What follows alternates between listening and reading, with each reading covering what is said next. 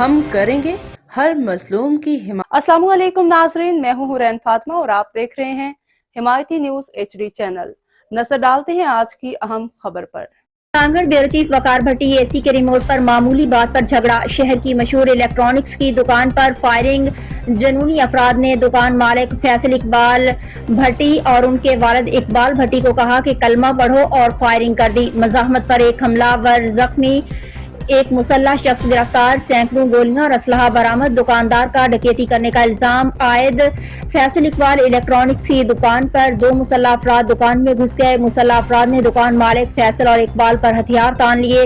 دکاندار اور ڈکیت میں ہاتھا پائی اور اسٹریٹ فائرنگ، ایک اسماعیل خاص کھیلی کی گولی لگنے سے شدید زخمی جبکہ دکاندار معمولی زخمی ہو گیا۔ دکاندار کا کہنا تھا کہ دہشت گردی کی گئی ہے اور ڈکیتی کی نیت سے مسلح افراد آئے تھے۔ سینکڑوں گولیاں اور اسلحہ ساتھ لانے کا مسئلہ تو ڈکیتی کے زمرے میں شامل ہوتا ہے جبکہ مسلح افراد کو اپنے ساتھی کی گولی لگی ہے۔ اسماعیل خاص کھیلی کو زخمی حالت میں نواب شاہ منتقل کر دیا گیا جبکہ ایک ساتھی پولیس نے گرفتار کر لیا ہے۔